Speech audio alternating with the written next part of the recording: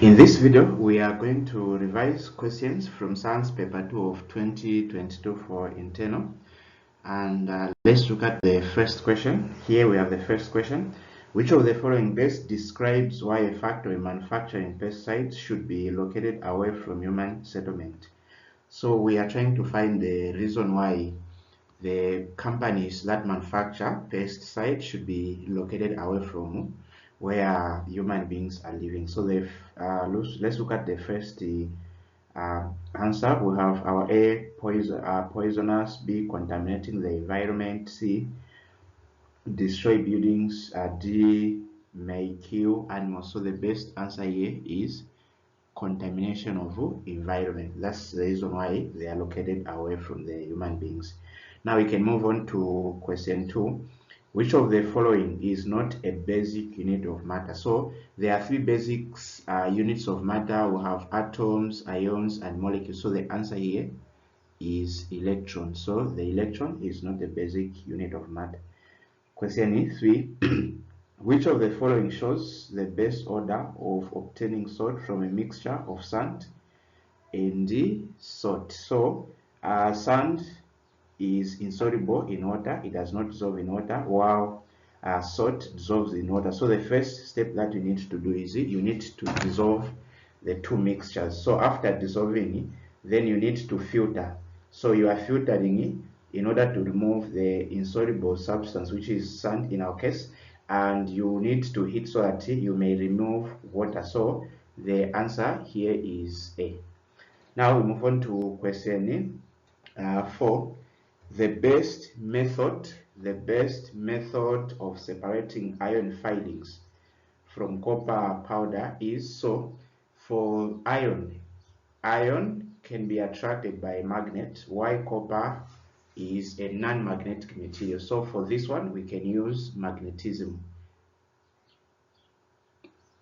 So it's like a method that we can use to separate magnetized or magnetic material from non-magnetic material. Now we can move on to question 5. In which of the following are the greatest intermolecular forces?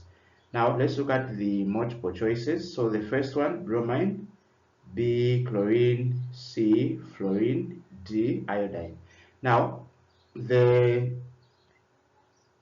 intermolecular force of attraction, these are forces within an element. Now for these, we can see that we are dealing with the elements that are from group 7, and these elements acquire stability by gaining. So these have what we call electronegativity. So they are electronegative, meaning they are able to acquire a pair, one electron in order to become stable. So for us to know among these, the one with the greatest intermolecular force of attraction, we need to look at which of these is the most reactive, or which of these has the highest electronegativity number. So the answer is fluorine. Fluorine has an electronegativity number of 4.0. Then for chlorine 3.0, bromine 2.8, iodine 2.5. Now let's move on to question 6. The following dots and cross diagram represents a compound. Identify the compound shown in the diagram. The compound is, so let's look at the first one. So we can see that we have a positive charge. The positive charge, this indicates that this particular element lost 2 electrons. Then for the negative one, it gained. Okay, so now away from there, let's first count the electrons that remained after losing these 2. So from the first shell, we can see that we have 2 plus the second shell had 8 plus the third shell had these 2, the one that it lost, so plus 2. So 8 plus 2 is 10 plus 2, 12. So the total number of electrons that this element had was 12. Now let's look at the other one. The other one, the first shell, the one with dots, we have 2 plus the outermost shell, we can see that we have 8. There's these two, so these two were the electrons that came from this element. So this one had 6, so the total number is 8. Now from there we need to look at which element on a periodic table has an atomic number of 12. So the element with an atomic number of 12 is magnesium. Then if an element with an atomic number of 8 is oxygen. So the compound formed was magnesium oxide.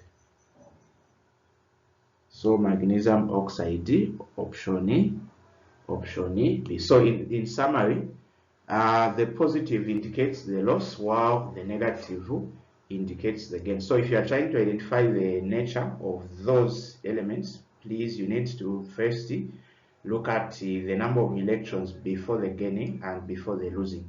Now let's move on. We now move on to question 7. Which of the following liquids, when added to a strongly acid solution in the correct amount, could produce a solution with pH of 7? So pH of 7 means neutral. Then from the statement, we can see that we are dealing with a strong acid.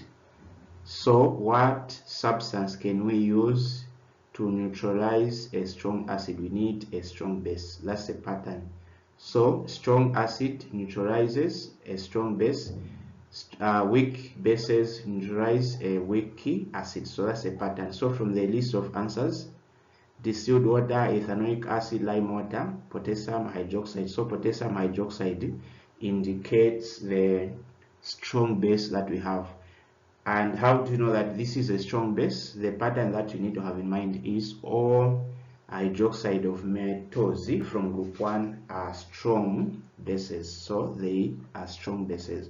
Now let's move on to question 8.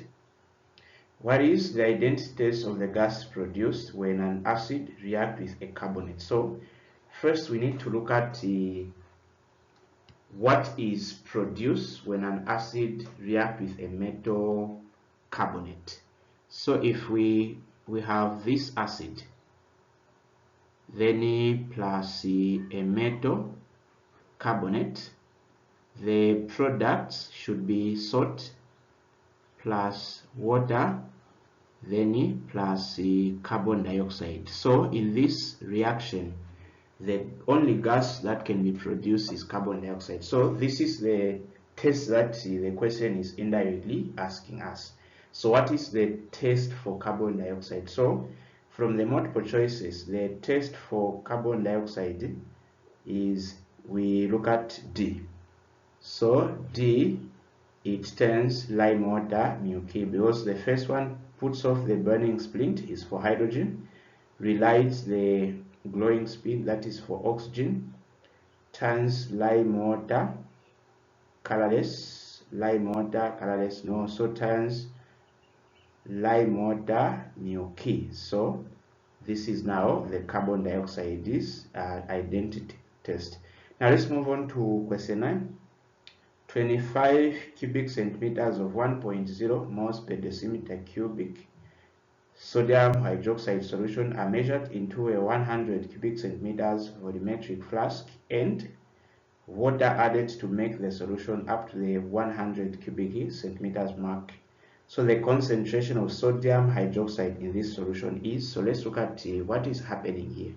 So the volume of this sodium hydroxide before water was added was 25 cubic centimeters. So that was the volume. Then after a certain amount of water was added, the volume came to 100. So let's look at what happened. So the volume increased from 25 to 100.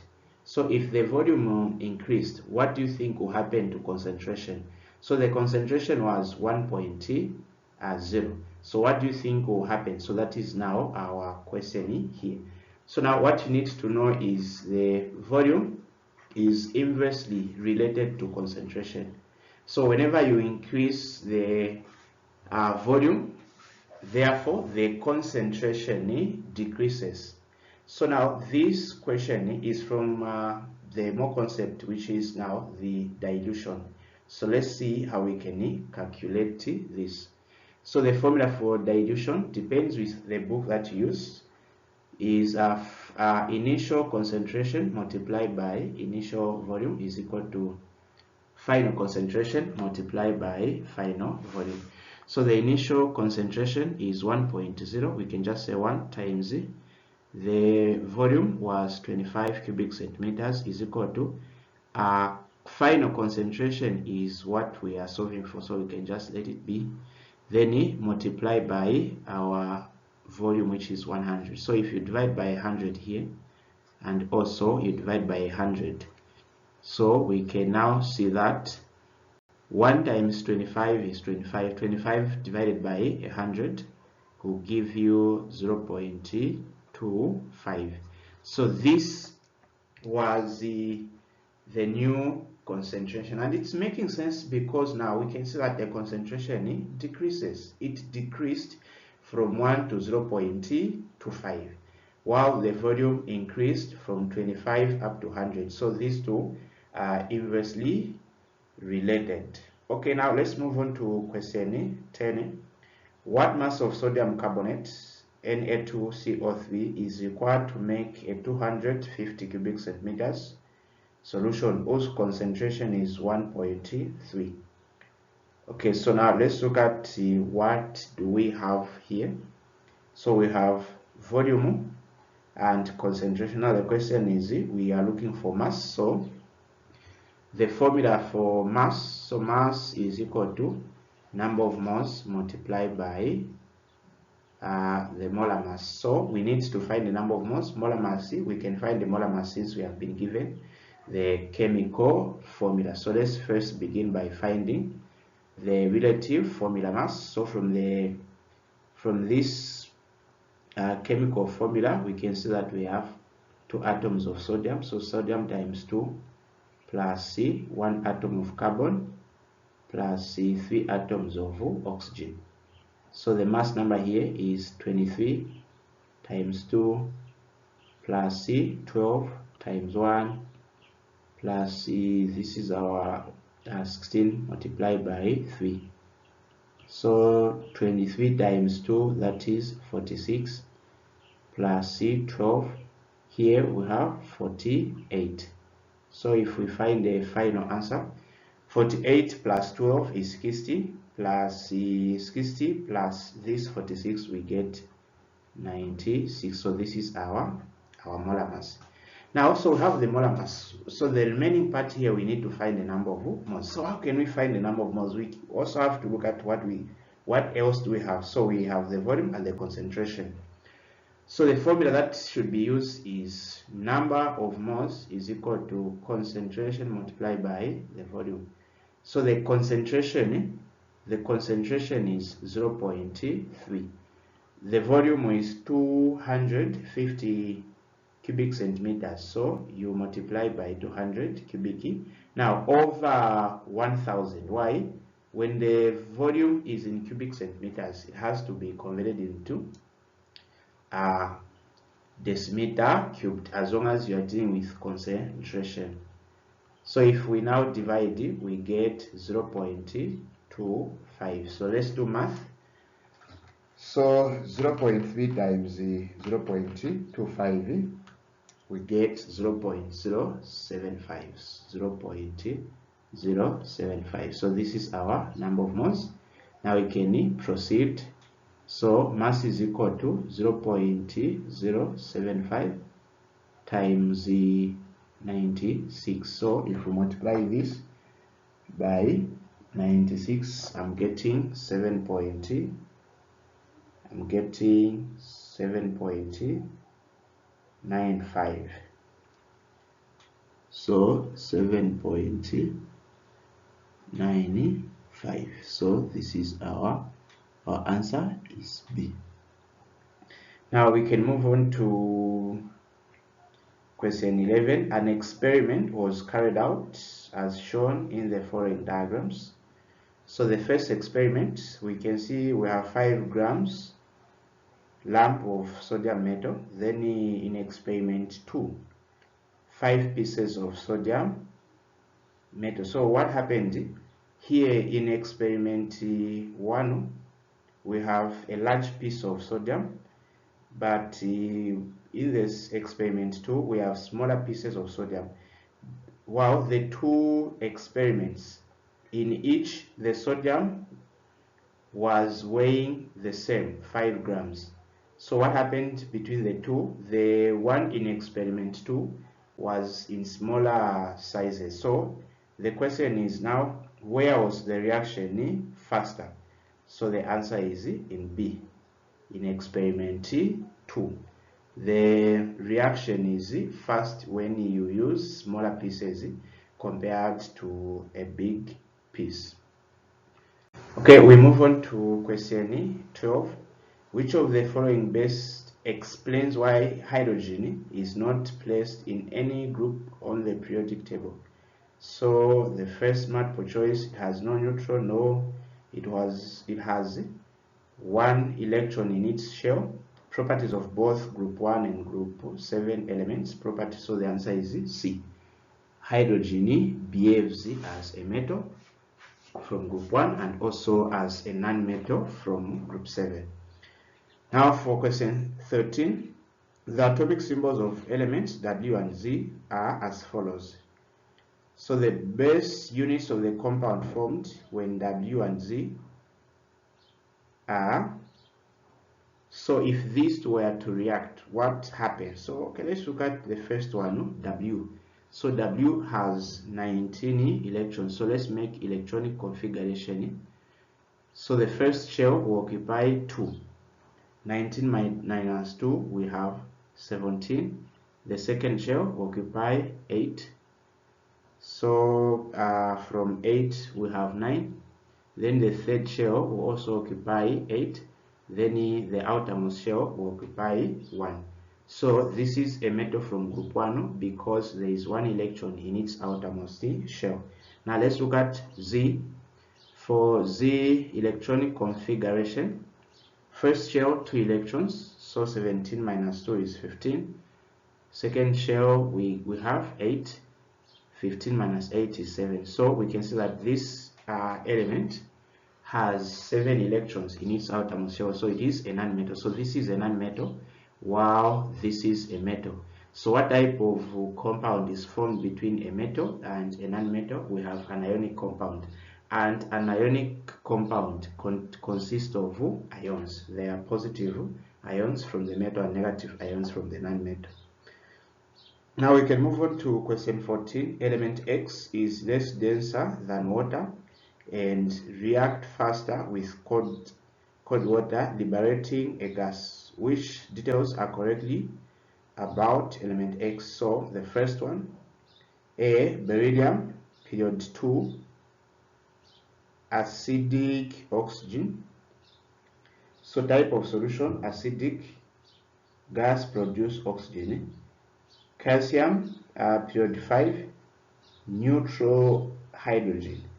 Then calcium, period 4, alkaline oxygen. Sodium, period 3, alkaline hydrogen. So the answer is D. Sodium is first in the period 3. The second one, it produces an alkaline when it reacts with water. Then the gas that is produced is hydrogen gas. Now let's move on to question 15. The following diagram shows the ionic lattice of a substance. So from this substance, let's look at so the negatives. We have negative this, negative 2. I mean 2. Then we have also this positive. There is a positive. Then what is the substance likely to be? So from the positive, we can see that we only have 1. So this means that the positive is giving only 1 electron. So the positive indicates a metal from group 1.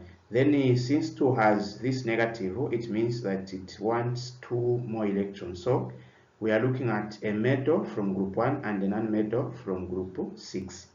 So from the multiple choices, which one is our answer? Sodium oxide. Since sodium is in group 1, so it is the one with the +1, and oxygen is in the group 6, so it is around with the 2 minus. Okay, so now we can move on to question 16. The flow chart shows a commercial manufacture of slacked lime. So slacked lime is just a lime that is produced from the decomposition of calcium carbonate. So the calcium carbonate or limestone is heated. Then after heated, we have this quicklime. Then after quicklime, we are going to add water. Then we produce the slacked lime. So let's look at the first one. What is the condition J and substance K? So condition J, we need to heat the limestone. So then if for K, we add water. So our answer here is C. 17. Which of the following shows the correct method of collecting of a dry sample of which of the following of each of the named gas in the table shown? So the first one, we have ammonia, carbon dioxide, oxygen. So let's look at ammonia. So ammonia is downward delivery, carbon dioxide displacement of water, then hydrogen upward delivery. So we have our B here. So an unsaturated hydrocarbon with 6 carbon atoms contains only 3 carbon to carbon double bonds. This hydrocarbon is reacted with excess hydrogen at a high temperature. So whenever you add hydrogen to an alkene, the double bond will break to give us the single bond, and we call this as hydrogenation. So let's look at first how it was. So this we are told we have 6 carbons. So 1, 2, 3, 4, 5, 6. Then from the question, we are also told we have 3 double bonds. So the first, this carbon, we have this. Then here we are going to have this one. Here one also. Then so just make sure that each carbon should contain 4 bonds. So this is how this unsaturated hydrocarbon was. Now after the addition of hydrogen, all these double bonds should break into single bonds. So we are going to form the one with single bonds. So this is what happens whenever we undergo, we use something with hydrogenation. So let's count the number of hydrogen that forms after the 2 double bonds are broken.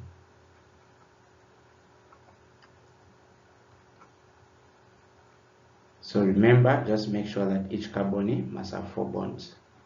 So from there we can see that we have 14. So 6 carbon, 14. So 6 carbon, 14. Answer C. Okay, so now the reaction listed all involved ethanol. So the first one, ethanol plus oxygen gave us ethanoic acid plus water. So this is oxidation. The second one, ethanol plus ethanoic acid gave us ethyl ethanoate plus water. So this is esterification. Then the third, ethanol, we have this ester then undergoes a certain reaction giving us ethanol plus carbon dioxide. In fact, we have a glucose. Since this is C6H12O6, so this is a glucose, produces ethanol plus carbon dioxide. So the process for this one, this is fermentation.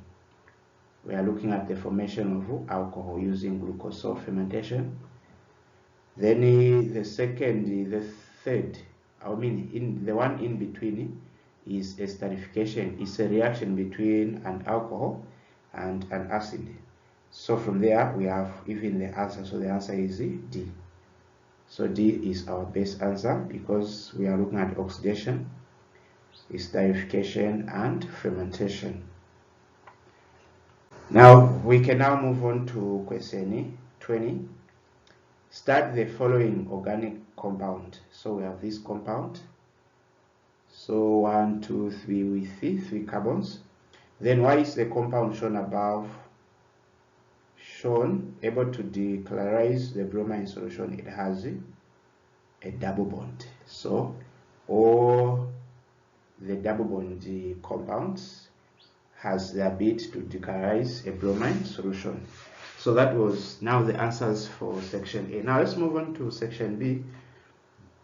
So answer all questions in this section. Write your answers in the space provided in this section paper. So Roman number 1, question A. Give one reason why laboratory rules are very important. So to prevent injuries and accidents. So to prevent accidents and injuries.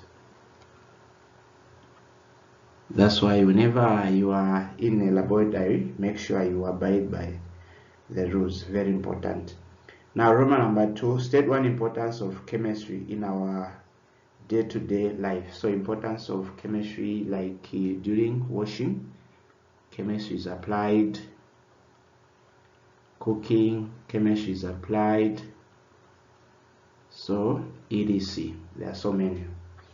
Now for question B, the following graphs show heating curves that were drawn after pure ice and candle wax were heated over time to their melting points.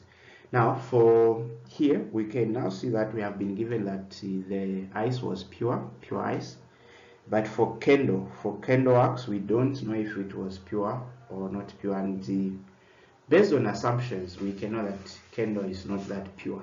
So since it's not that pure, the boiling point is not fixed and the melting point is also not fixed.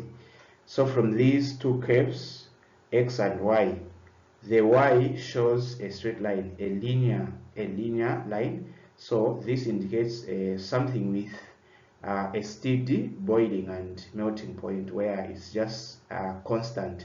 But for x, we can see how this line was moving, so it was not straight.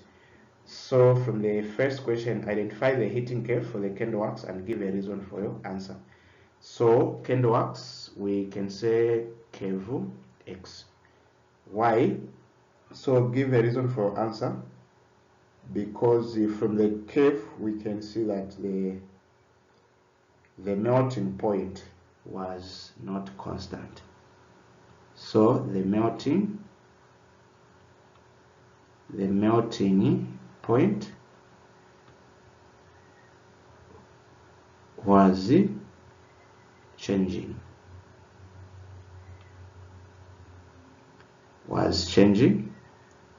and this indicated that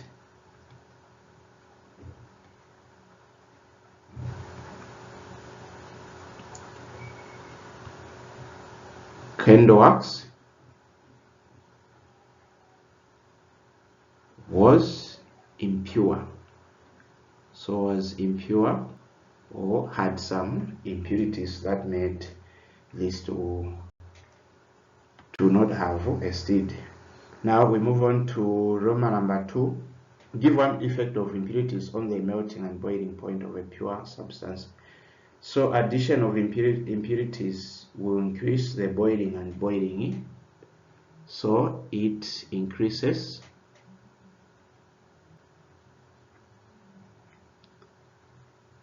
the boiling and melting point.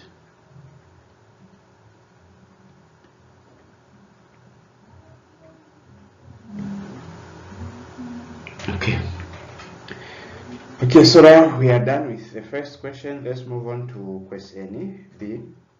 Start the following flowcharts and answer the questions that follow. So from the chart, liquid P plus liquid Q.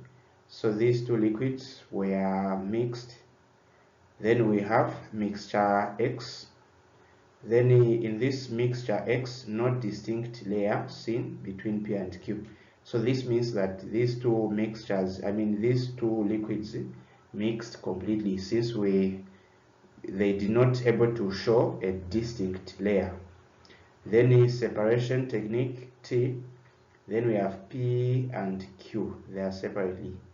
Now let's go to the first question. What are liquids P and Q in this mixture called? So these are known as miscible liquids because they mixed completely. No layer was able to be observed. Then B, what is the separation technique T? Give the criterion used to separate the mixture. So the separation technique that we can use is chromatography. Sorry, not chromatography, but fractional distillation.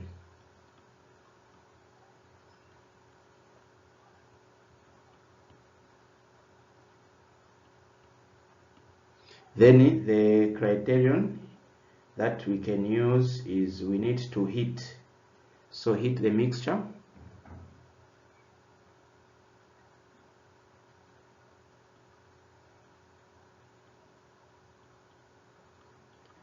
until the liquid with the lower boiling point start to evaporate. That's a picture. Then deduce the names of liquids P and Q. So P can be water, Q can be ethanol. Since these two are miscible, they are able to mix completely, minus showing a distinct layer. Okay, now we can move on to question 3. The following symbol shows a nuclide of element A. This element A has the mass number of 32, and we can also see the atomic number of 16. Question A, distinguish between the numbers 16 and 32 shown in the nuclide for element A given. So the mass number indicates the total number of neutrons and the total number of protons. Then for the atomic number indicates the number of protons or the number of electrons before the atom becomes stable. So we will say 16 is the atomic number.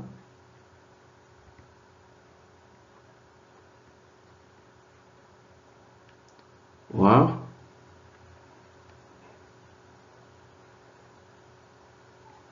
That 2 is the mass number.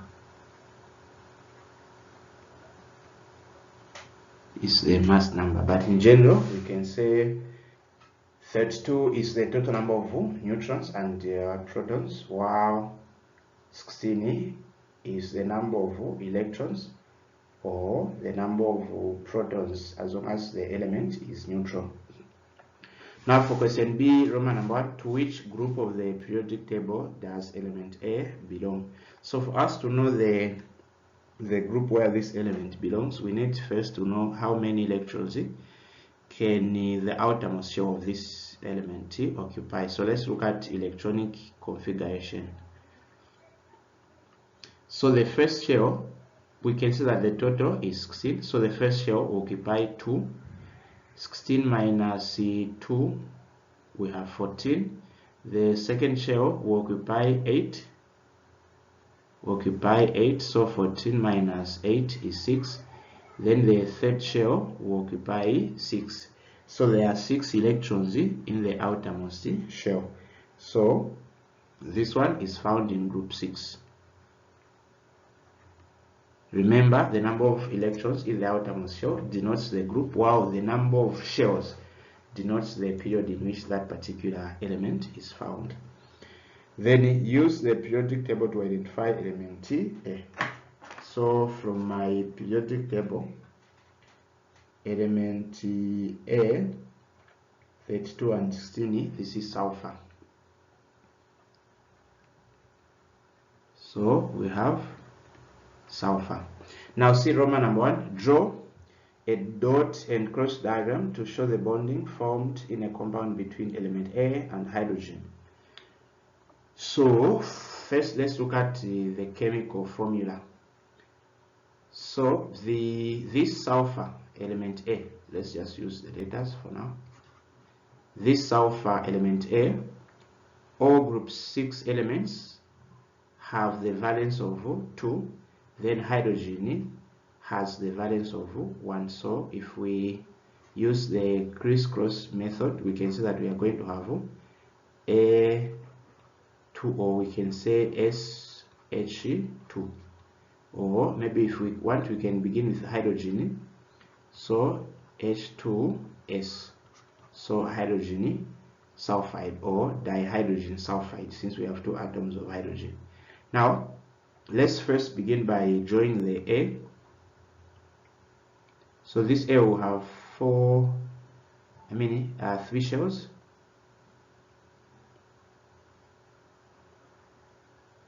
So from the electron configuration, the first shell will have these 2 electrons, the second 8 electrons,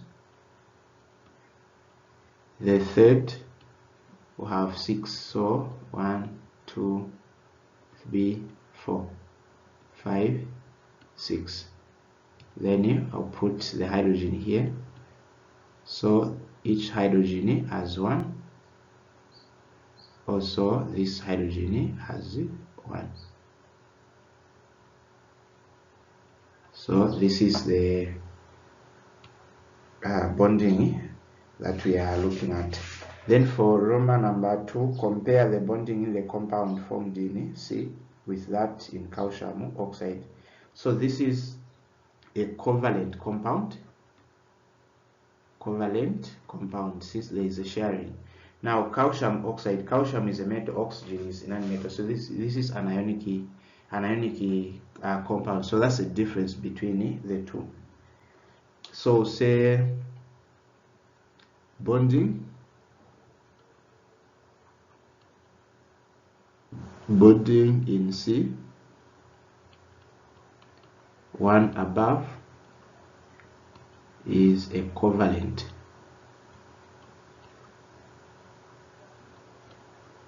while bonding in calcium oxide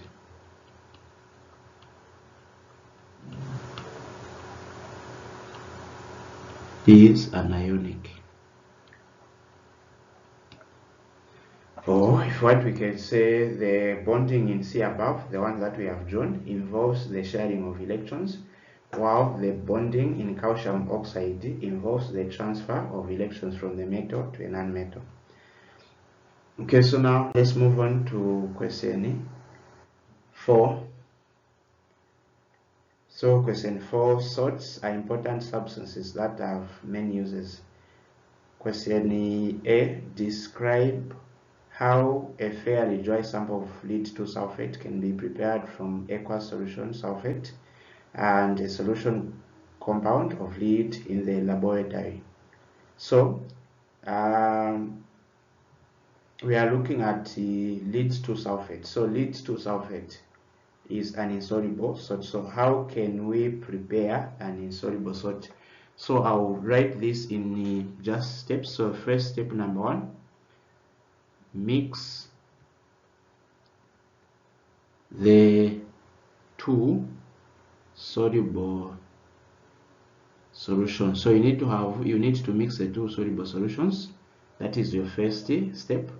Then step number 2, after mixing, the reaction will start to take place. So heat the mixture. Heat the mixture to remove the soluble salt. So the picture here is, whenever we mix 2 soluble salts, if during the preparation of an insoluble salt, the products will be, one salt will be soluble, the other one will be insoluble. So when heating, the soluble one will evaporate, leaving now the soluble. Then for that soluble, you collect it as precipitate. So then you collect the insoluble as the precipitate. So in our case, our insoluble is lead to sulfate. Question B, suggest the name of another salt that can be prepared in the same way as lead to sulfate. So precipitation is the process that we are looking at here. Now another salt that we can produce is barium sulfate. Why? Because barium sulfate is also an insoluble salt. Now we move on to question 5. Calcium nitrate decomposes on heating according to the equation. Okay, so we have this equation. Now the first question, copy the equation given and balance it. So the equation given.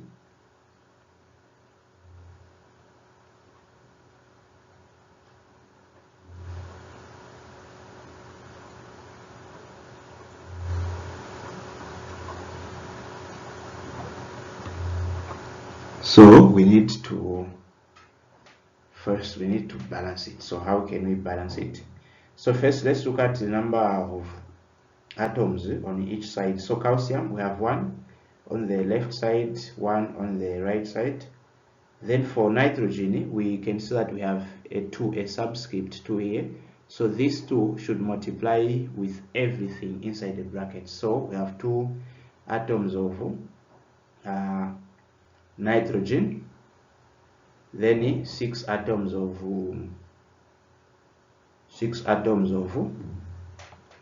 oxygen. So how can we balance this equation? So let's say if we put 2 in front of nitrogen dioxide,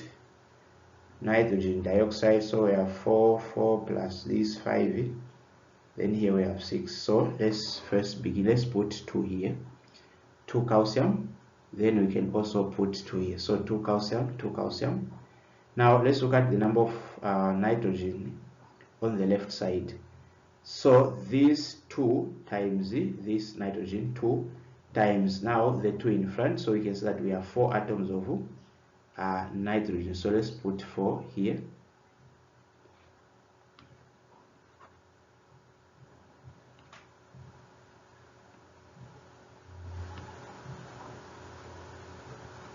So for nitrogen, 4 times 2, we have now 8 hydrogen, 8 oxygen plus the 2 atoms of oxygen from the calcium oxide. So we have 10 plus these 2, we have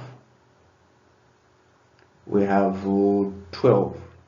So 2 plus 8, 10 plus 2, 12. Then 2 times 3, 6 times 2. So now our equation is balanced.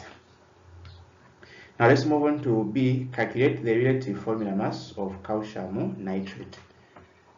So for calcium nitrate, we ignore the 2 in front. So Mr. is equal to, so we have 1 atom of calcium plus 2 atoms of nitrogen plus 6 atoms of oxygen. The mass number for calcium is 40 times 1 plus 14 times 2 plus 16 times 6. 40 times 1 is 40. 14 times 2, 28. 16 times 6. 16 times 6. That is 96. So if we add 40 plus 28 plus 96, I'm getting 164. So this is our final answer. Okay, now let's move on to question C. Now 16.5 4 grams of calcium nitrate is decomposed. Calculate the volume of oxygen gas liberated at room temperature and pressure, so under RTP. Okay, so for us to find the volume of this, so volume formula, this will be volume is equal to number of moles multiplied by molar volume. So molar volume we use 24 since it's RTP. So the work, we need to find the number of moles for this particular oxygen. Now, so what are we going to do? So what we are going to do is we are going to find the number of moles for calcium nitrate. So calcium, number of moles for calcium nitrate is equal to mass over molar mass. So what's the mass? Mass we are given is 16.4 over the molar mass. We calculated the molar mass was 164. So we can now do 16.4 divided by 196. So I'm getting about 0.03 moles. So 0.083 moles. So 80 moles. Now these are moles of calcium nitrate. So how can we use the moles of calcium nitrate to find the moles of oxygen gas? So let's recall the chemical equation. So it was 2CaNO3 2, then 2CaO plus 4 nitrogen dioxide plus oxygen. So what we are going to do is we need to look at the mole ratio. So between the two, so the mole ratio for the one we have calculated its number of moles, which is the calcium nitrate, and the mole ratio for oxygen. So here we have a 1 and a 2, so it's a 2 to 1. So what are we going to do? We'll say calcium nitrate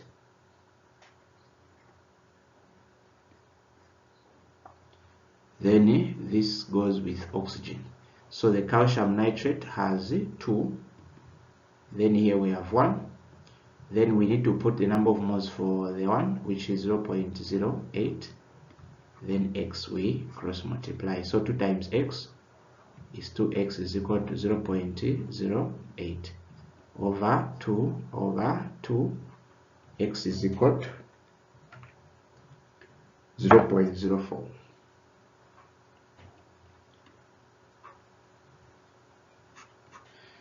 So now the picture here is whenever if you are able to calculate the number of moles of one substance, you can use now the relationship of mole to mole to find the moles of another substance. So what we have just used is we have used the mole ratios. So the mole ratio for calcium nitrate is 2, then the mole ratio for oxygen is 1. The mole ratio is a number in front of a substance, so it is a 2 to 1. Then the number of moles for calcium nitrate, we have written it on the side where there is calcium nitrate and x here, so then we can cross multiply and solve for x. So we can now finalize our answer. So the number of moles is 0.04 times the 24. Where the 24 is coming from, we have been given RTP. So multiplied by 24. So my final answer is 1.0 decimeter cubed. So that is our final answer. So if you need more lessons on this more concept, you can feel free to write in the comment section below. I will see what I can do. Now let's move on to question 6. The following elements with their electronic configuration are in a certain group of their periodic table. So W, 2 electrons. The second one, 2,8, 2,8, 8, 2,8, 18, 8. So the first question is name the group in which these elements belong. So group 8. Group 8, why? These elements are stable. We can see that their outermost shell are filled. They are filled, electrically filled.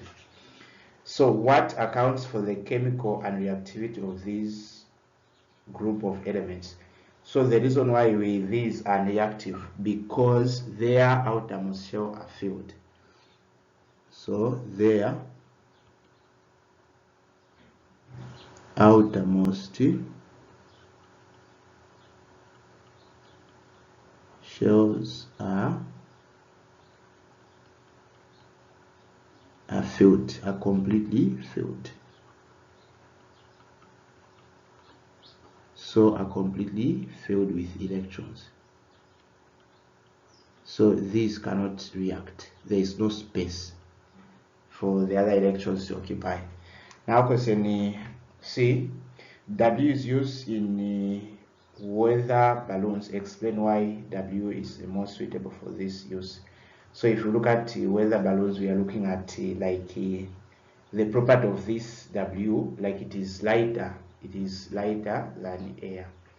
So the answer is W is suitable for this because it is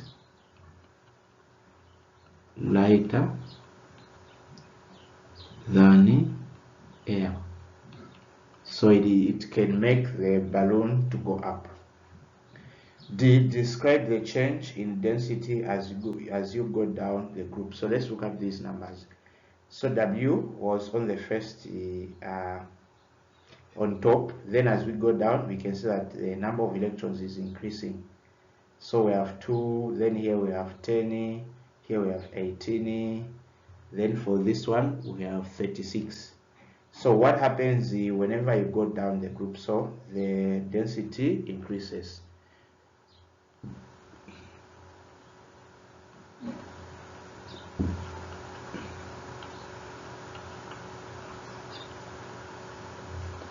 So the density increases. So now we can now move on to question 7B. 7B, yes. So many carbonates decomposes to form the metal oxide and carbon dioxide. Table 7.1 shows the mass of the carbonate before and after. So let's look at zinc carbonate 2.00 before after 1. So this is partial decomposition. Copper 2.00 1.29 partial also. Calcium carbonate 2.00 1. So at least fairly.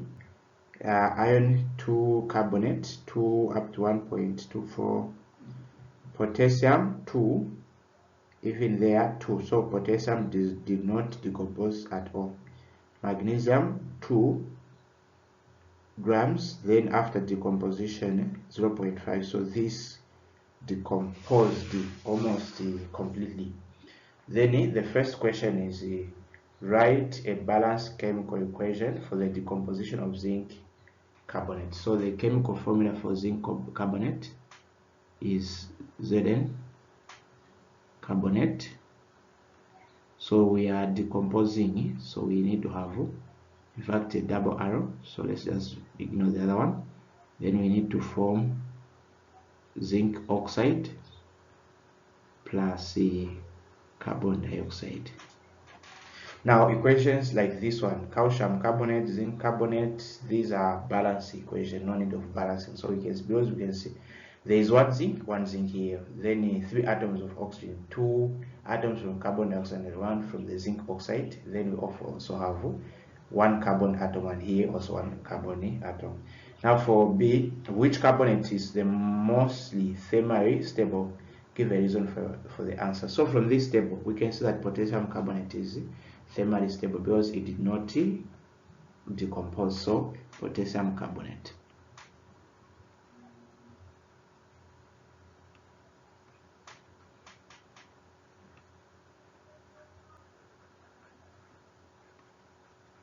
So reason, because carbonates of group 1 elements are stable to heat. So the picture, how can you identify that this, in case you are not given a table, how can you identify that this carbonate will not decompose if heated? Just look at the metal that involved. So whenever you have group 1 elements, they do not decompose. Now let's move on to question C. Calcium oxide is produced on a large scale by heating calcium carbonate in a kiln. So what environmental problem is associated with a gas with large scale production of calcium oxide? So during the manufacture of calcium oxide, carbon dioxide is given out. So what is the negative of this carbon dioxide? So it causes global warming. So carbon dioxide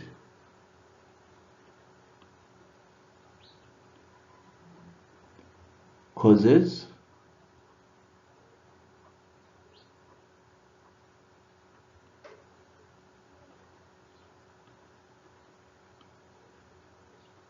when escaped into the atmosphere.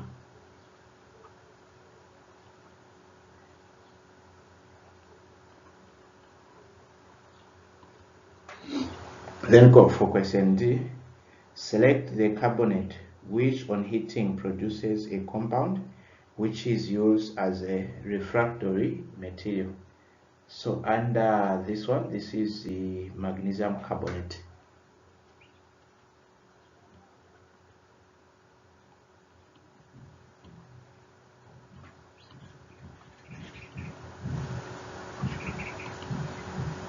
So now we can move on to question 8.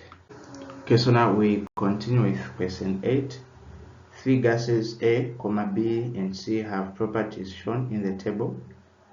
So here the first column indicates the gas, and we have density, solubility in water, appearance.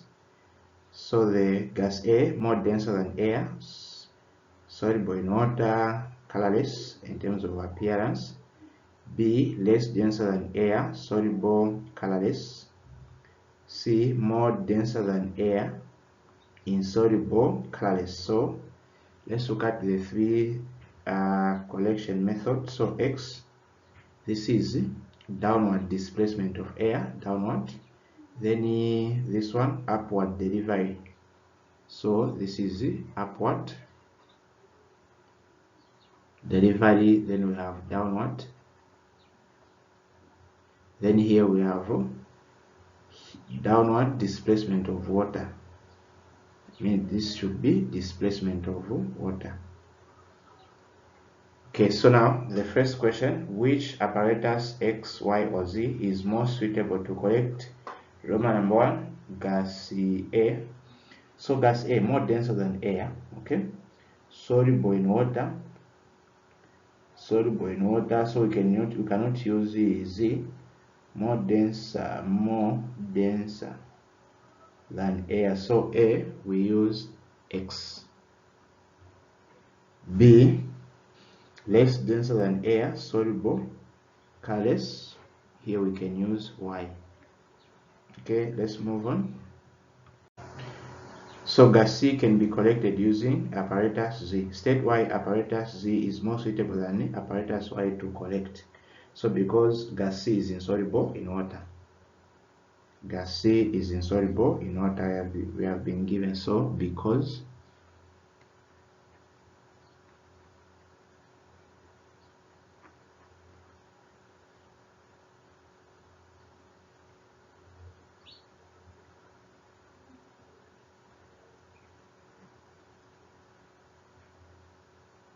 insoluble in water and less denser than air.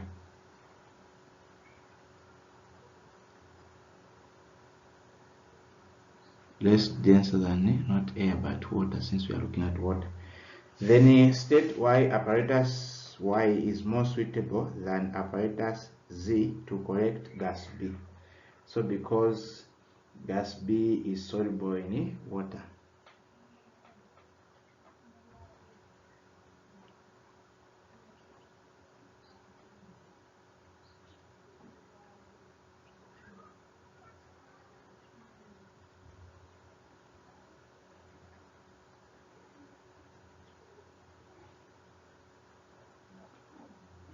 Okay, so then he suggests a name of a gas that would be collected using apparatus X, using apparatus X. So the one that should be insoluble carbon dioxide. Carbon dioxide, and the reason is because carbon dioxide is denser than air. Then let's move on to question 9. The following diagram shows some of the reactions of ethanol. Okay, so ethanol, this is alcohol. So we have alcohol. So what happens if you add oxygen, or if alcohol undergoes oxidation, we are going to get ethanoic acid. You get an acid. Then process Q, ethanol becomes ethene. So this is dehydration, the removal of water. So dehydration. Then what of this one? This one we have been given combustion. So combustion produces water and carbon dioxide. So now let's see the questions that we have. The first question, draw the structural formula for ethene. So from the word ethene, F indicates 2 carbon, ENE indicates that it is from an alkene family. So the formula is CN2N. So let's now find the molecular formula. So here we put 2. So C times 2 is 2. 2 times 2 is 4. Then we need to have 2 carbons. So because of this, we are going to have double bond. So here we are going to have double bonds. Then the remaining 4 hydrogen will be placed on each carbon. So will be placed equally. So this is the structural formula of ethene. So we move on to question B. So question B, give the names for Roman number 1 solution P. So solution P, ethanol. What happens if ethanol undergoes oxidation? The ethanol will be oxidized to ethanoic acid. So that's our answer here.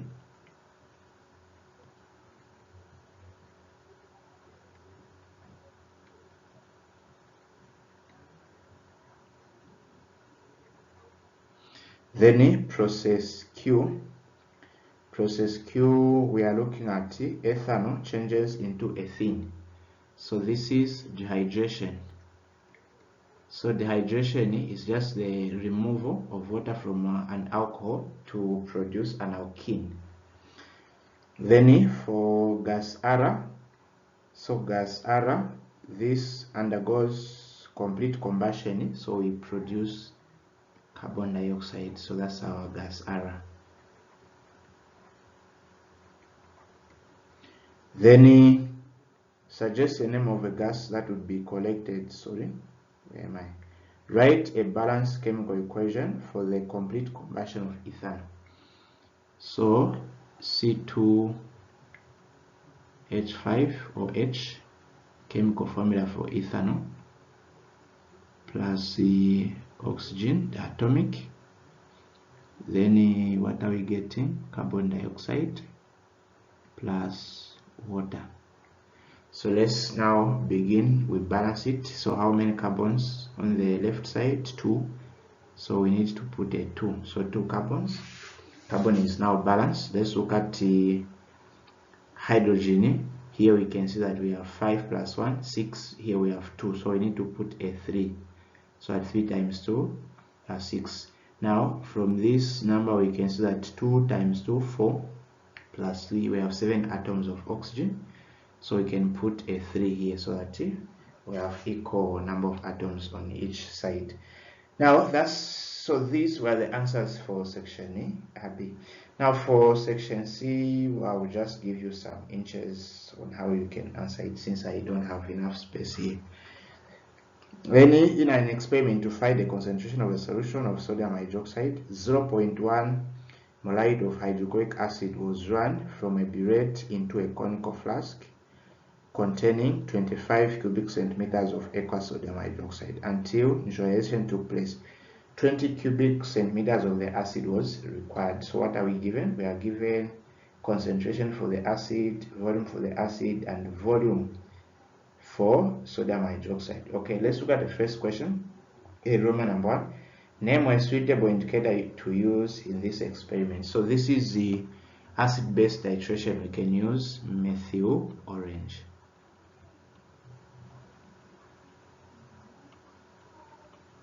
Then describe the color change that would be observed when neutralization occurred for the indicator named. So here we can expect to have yellow. Then write down the chemical equation for the reaction that takes place in the conical flask. So this reaction was between sodium hydroxide plus hydrochloric acid. We get sodium chloride plus water. Now for an equation where the elements or radicals have equal number in terms of the valences, this kind of equation will always give you a balanced one. So we are dealing with a balanced one because we can see we have one sodium atom, also one chlorine, 2 atoms of hydrogen, also 2 atoms of hydrogen on the right side, and 1 atom of oxygen also here. Now for C Roman number 1, how many moles of hydrochloric acid were used in the experiment? So number of moles is equal to concentration times the volume. So the concentration is 0.1 times the, what was the volume? So the volume of an acid. So we can see the last part from the statement. 20 cubic centimeters of the acid was required. So the volume is 20 cubic centimeters. Now we need to convert. So 20 divided by 1000 will give us 0.02. 0.02. Let's do the math. So just ignore the decimal. 1 times 2 is 2. Then the decimal, we have 3 decimals. So 1, 2, and this. So this is our, this should be our, so 1, 2, 3. So 1, 2, 3. So we have our answer here. Okay. Now let's look at the other question. Using the equation in B, calculate the number of moles of sodium hydroxide. So if 0.002 is the number of moles for HCl, what is the number of moles for the sodium hydroxide? So for us, just to save some spaces here, we'll say sodium hydroxide will also equal to 0.002. Why? Since these two substances have the same mole ratio. Here we have 1 mole, even here we have 1 mole. So whenever two substances are sharing the same mole ratio, their number of moles will be equal to each other. Then calculate the concentration of the sodium hydroxide in mole per decimeter cubed. So concentration is equal to number of moles over volume. So number of moles is 0.02. Now volume, the volume we are given is 25. So 25 divided by thousands. So I'm getting 0.025. 0.025. Okay, so what's our final answer? So 0.002 divided by 0.025. So I'm getting 0.08. 0.08 moles per decimeter cubed. Okay. Now, D Roman number 1, give a reason why the burette was used to determine the volume of the acid and not a measuring cylinder. Because the burette gives the accurate measurement. It gives the accurate.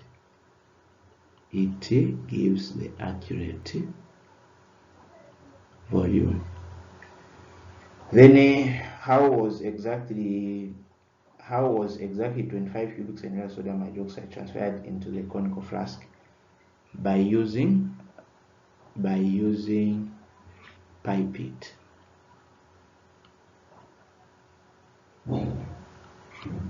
So these are some of the inches that you can use. Now let's look at question 2. Nitrogen and argon are both elements found in air. The first one, draw the electronic structures of nitrogen and argon.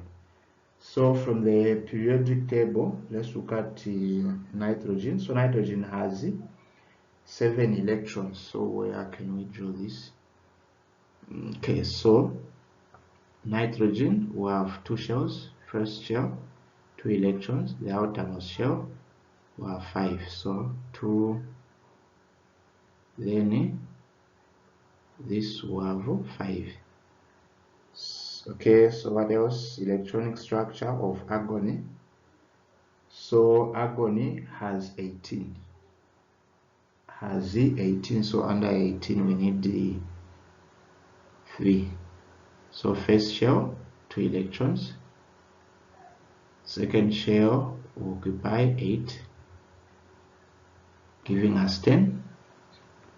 Then the outermost shell will also occupy 8, since this is from group 8 where the elements are stable. So the outermost shell must also be filled. Then B, with reference to the electronic structures in A, explain why nitrogen and argon are found in the same period. Nitrogen and argon are found in period 2 and period 3 respectively. So for nitrogen, it has 2 shells. That's the reason it is in period 3. Then for argon, it has 3 shells. So the number of shells determines the period in which an element is found. The flowchart shows the separation of nitrogen and argon from air by fraction distillation. Okay, so first we have filtered air, X, liquid air, Y, then nitrogen. Okay, so the first one, describe the processes taking place at X and Y. So for us to have a liquid X, at X we need to have cooling,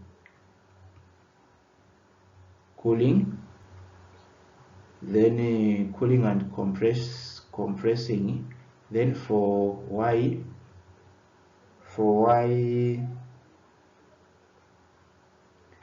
here we can have compression or compressing.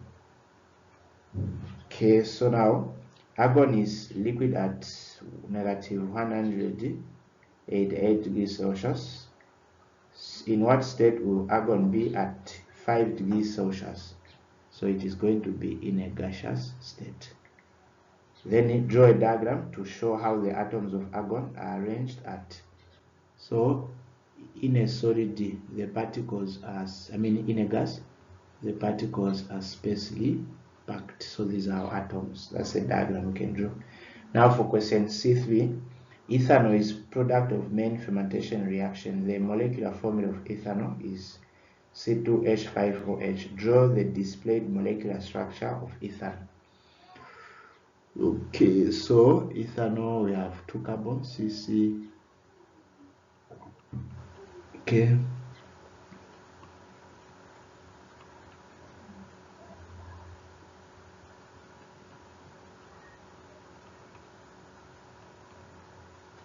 That's the structure. Then when ethanol is heated with potassium dichromate, for it is converted into ethanoic acid. So what type of reaction is this? When ethanol is heated with C, it is converted into ethanoic acid. So this is oxidation.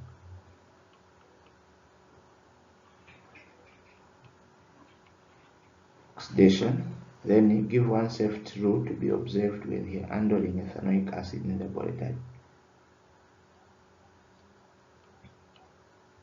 So wear gloves. Then what else? So ethanoic acid reacts with ethanol in the presence of a catalyst to produce a new substance. So give the name and use the chemical formula of the new substance. So the name is ethanoate. So it's an ester that will be formed. Now for the formula, okay.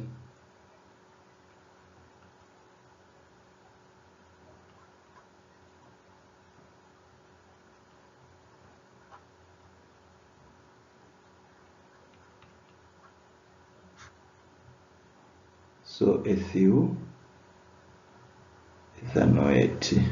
Okay. So not okay. Then compare the rates of reaction of ethanoic acid with sodium and with magnesium. So with sodium, it can be faster. So it can be faster with sodium than with magnesium. Why? Because sodium is more reactive than magnesium. So that is the answer for number 1. I have no space. Then what would be observed when aluminium is added to ethanoic acid? So here, no reaction. Give a reason: because according to reactivity series, magnesium does not react with acids. Then give one use of aluminium based on observation made in D2. So magnesium can be used can be used as electrical wires. So these are some of how we can answer questions from a chemistry paper. So that's it for this video. If you are new, consider subscribing to this channel, share with families and friends, and also don't forget to hit the notification bell so that as soon as I post new videos you are aware. Thanks for watching.